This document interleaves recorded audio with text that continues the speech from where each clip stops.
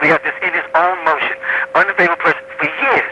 So now, if we begin unfavorable press in the Middle District for years, how did Sheriff Howard Seals or Frederick Bright pull a grand jury out of what they would call a tinted environment?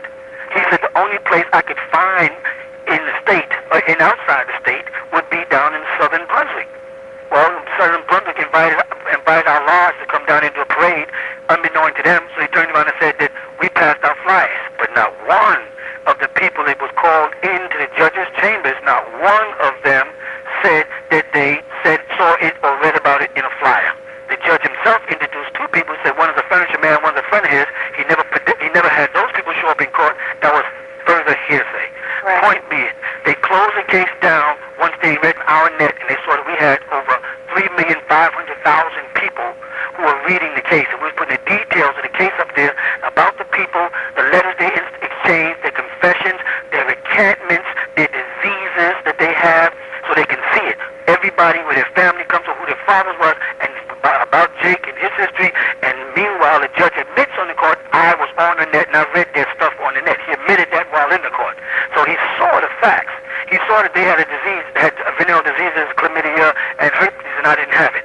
Right? He saw that there was no DNA on anything that they claimed. He heard one of the so-called witnesses say there was 2 pillars and one was thrown away. Yet there had 2 pillars in court. So they actually created another pillar to put it in, because some of the other witnesses kept saying 2 pillars, but the person who took over the house in Putnam County, when I moved the clock, right?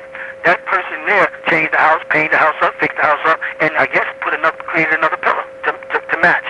So he saw all of that, and he said, we got to close this case down so the world don't see it, so we can dictate on our televisions what we want the public to think. So we can make, we got witnesses on the stand, and we can make like what they're saying is true. And that's a tactic they use to close this case and put it down there in that small town, and then put a military, flamethrowers. They had all kind of weapons so nobody could get near the court. They had me locked down in what they call a holding cell. A holding cell is supposed to be a temporary spot you sit while you wait to go to trial. You shouldn't be there more than a couple of hours. I had to live there on the floor for 3 straight weeks. My medicine was messed up.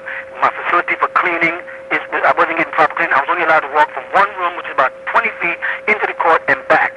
And bad food, and then arrogant marshals with attitudes. And I had to stay there for the whole 3 weeks through that trial with no mail, no contact with family, no telephone, no business, and only one lawyer who they wouldn't even give a continuance so he had time to fight the case.